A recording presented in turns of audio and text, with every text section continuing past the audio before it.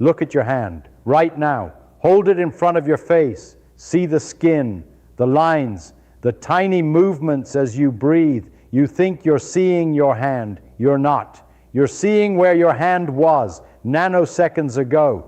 The hand in front of you has already moved, already aged, already become something slightly different. By the time the light bounced off your skin, traveled through the air, hit your retina, triggered electrical signals, and reached your visual cortex, that hand is gone. You are watching a ghost, a replay, a memory that hasn't even formed yet. And it gets worse. Look around the room, everything you see, the walls, the furniture, the screen you're reading this on, none of it exists anymore. Not the version you're seeing. That version is already past, already history, already replaced by a version you won't see until a few nanoseconds from now. You have never seen the present, not once, not ever, not for a single moment in your entire existence. And physics proves this with absolute, mathematical, merciless certainty. Here's why. Light is fast, roughly 300,000 kilometers per second. Fast enough to circle the Earth 7 times in 1 second. So fast that humans believed for thousands of years that light was instantaneous, that when you looked at something, you saw it as it is. We were wrong. In 1676, a Danish astronomer named Ole Rømer was watching Jupiter's moons. Specifically, he was timing the eclipses of Io, Jupiter's innermost large moon. Io orbits Jupiter every 42 hours. Predictable, clockwork. Except it wasn't. Rømer noticed something strange. Sometimes Io's eclipse came early, sometimes late. The variation was about 22 minutes across the year. At first, he thought measurement error, but the pattern was too consistent, too tied to Earth's position. Then he realized the truth. When Earth was closer to Jupiter, the eclipse appeared early. When Earth was farther, it appeared late. The difference wasn't in Io. The difference was in how long light took to reach Earth. Light wasn't instant. Light had speed, and Rømer had just measured it for the first time in human history. He calculated roughly 220,000 kilometers per second. Wrong by about 25%, but close enough to prove the point. Light travels. Light takes time. What you see is always late. The universe wasn't instant. The universe had lag. Now here's where it starts breaking your brain. Look at the sun. Actually, don't. You'll damage your eyes. But imagine looking at the sun, that ball of fire in the sky, 150 million kilometers away. Light from the sun takes 8 minutes and 20 seconds to reach your eyes. You're not seeing the sun. You're seeing where the sun was 8 minutes ago. The actual sun, the one burning right now, it is invisible to you, unreachable. You won't see it for another 8 minutes. And when you do, that won't be the present either. That'll be another 8-minute-old ghost. If the sun exploded right now, you would sit there calmly for 8 more minutes, enjoying daylight from a star that no longer exists, bathed in warmth from nuclear fire that has already gone out. For 8 minutes you would live in a universe where the sun is dead and you have no idea. That's how delayed your reality is. And that's just the sun. Let's scale it. The moon, 384,000 kilometers away. Light delay, 1.3 seconds. You see the moon as it was over a second ago. Every photograph of the moon is already history. The nearest star, Proxima Centauri, 424 light years away. You see it as it was 4 years ago. If Proxima Centauri exploded yesterday, you won't know for 4 more years. The Andromeda Galaxy, 2.5 million light years away. You're seeing it as it was when early humans were figuring out stone tools. The actual Andromeda, the one that exists right now, won't be visible until 2.5 million years from now, long after you're dead, long after humanity might be dead. You think you're looking at the universe, you're looking at a museum. Everything you see in the night sky is a fossil, light that left its source thousands, millions, billions of years ago, finally reaching your eyes now, showing you ghosts, corpses, memories of things that might not even exist anymore. But here's what should disturb you more than distant galaxies. Look at the person next to you. If you're alone, remember the last face you saw today. The light from their face took time to reach your eyes. Not 8 minutes, not years, but time, nanoseconds, milliseconds. The distance was small, the delay was small, but the delay was real. You have never seen anyone in the present. Every face you've ever looked at, every smile, every tear, every expression from every person you've ever loved, you saw it late, after it already happened, after their face had already changed to something else. When your mother looked at you as a child, she wasn't seeing you, she was seeing where you were a nanosecond ago. The child she thought she was seeing had already moved on, already become a slightly different configuration of atoms. She spent her whole life watching a delayed version of her baby, never the real one, never the now one. Every moment of connection, every locked gaze, every instant where you felt truly present with another human being. You were both looking at the past, both watching ghosts of each other, both missing the present by fractions of time that felt like nothing but added up to everything. But wait, it gets worse, much worse, because the delay isn't just between you and other people. The delay is between you and yourself. Touch your finger to your nose. Do it right now. Reach up. Touch the tip. You felt that. Instant, simultaneous, finger and nose making contact at the exact same moment, except they didn't. The nerve signals from your fingertip and your nose travel different distances to your brain. Your nose is closer to your brain. The signal arrived first by milliseconds, but you felt them together, synchronized. Your brain lied to you. It held the nose signal, waited for the finger signal, then played them together like a video editor syncing audio. You experienced simultaneity that didn't exist. Your brain invented the present moment you just felt, and it does this constantly, every second, without telling you, here's what's actually happening inside your skull. Your eyes capture light. That light hits your retina. Photoreceptors trigger. Electrical signals fire.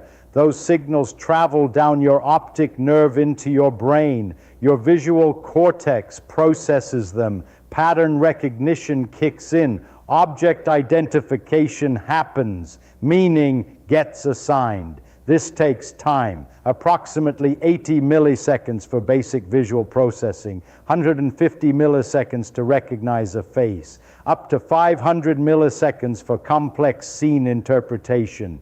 Half a second. That's how late you are to your own experience. When you watch a ball flying toward your face, the ball you see has already traveled half a second further. The real ball is closer than your brain knows. Your visual experience is outdated the moment it forms. So how do you ever catch anything? Prediction. Your brain doesn't show you where things are. Your brain shows you where things will be. It takes the delayed information, calculates trajectories, and projects forward.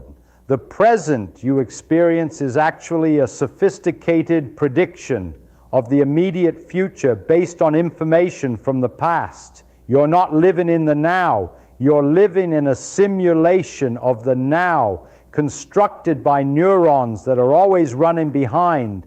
But surely you can trust your internal experience, your thoughts, your decisions, The voice inside your head, that must be instant.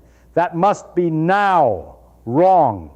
In 1983, a neuroscientist named Benjamin Libet ran an experiment that should have ended the concept of present moment consciousness.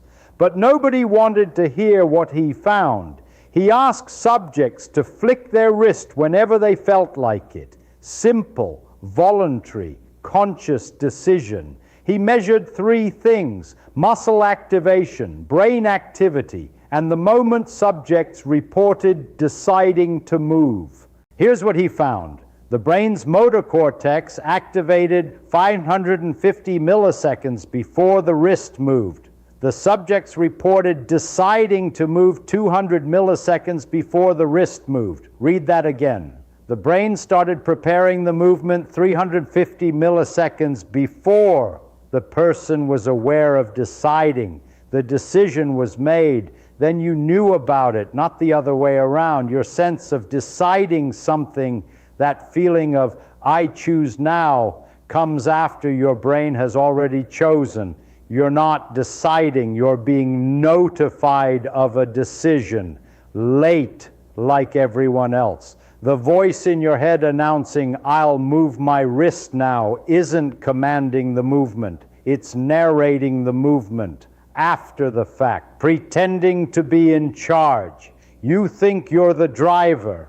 You're the passenger watching a delayed dashboard, but it gets darker. Remember, you experience touch with delay. You see with delay. You hear with delay. Every sense operates on its own timeline. Light arrives faster than sound. Touch depends on distance from brain. Pain is notoriously slow. If your brain showed you raw sensory data, your experience would be chaos, fragmented, unsynchronized, audio out of sync with video, touch out of sync with sight.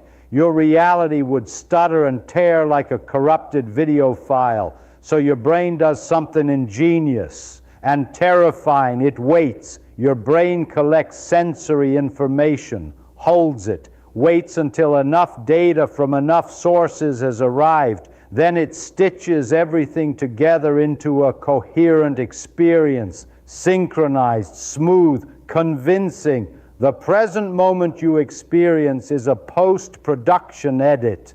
Your brain is a film editor working with footage from multiple cameras, all running on different delays. It aligns the timelines, fills in gaps, smooths transitions. Then it plays the finished cut and convinces you it's live. It's not live. It's the most sophisticated delayed broadcast in the universe. And there's no way to turn it off, no way to see raw reality, no way to experience actual now. Your consciousness is fundamentally, architecturally, permanently delayed. But here's what makes it cruel. You feel present, absolutely, undeniably. The experience of now is the most vivid experience you have.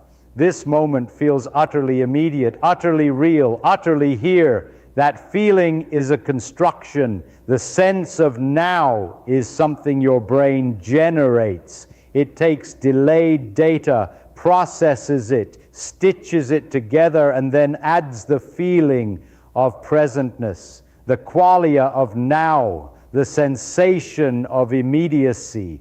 That sensation is fake, bolted on. A user interface designed to hide the lag. Think about what this means. Every moment you've ever experienced, every breath, every kiss, every conversation, every precious second you've tried to be present in, all of it was past, all of it was delayed, all of it was a reconstruction. You have never experienced a single moment of the present, not once, not ever. The now you feel is a neurological illusion painted over delayed data. The present is a story told by your brain, to your brain, about something that's already finished. But here's what physics adds to this nightmare, because neuroscience explains why you experience the present as delayed. Physics explains why the present doesn't exist at all. And Einstein proved this over a century ago.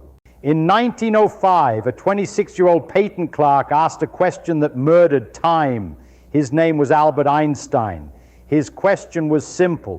What would the universe look like if you rode alongside a beam of light? The answer destroyed the present moment, permanently, irreversibly, for all conscious beings in the universe, forever. Here's what Einstein discovered. Imagine two people, one standing on Earth, one flying past Earth at half the speed of light. A lightning bolt strikes.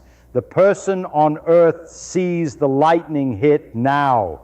When is now for the person flying past? Different. Not the same moment, a different moment. Their now is shifted. Their present is tilted.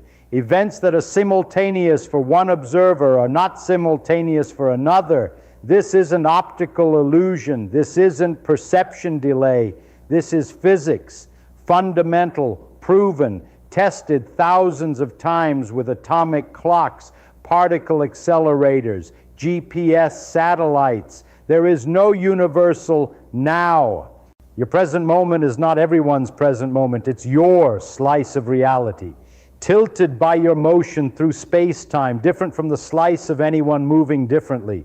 But here's what breaks everything. If simultaneity is relative, then the division between past, present, and future is also relative. What is your future might be someone else's past.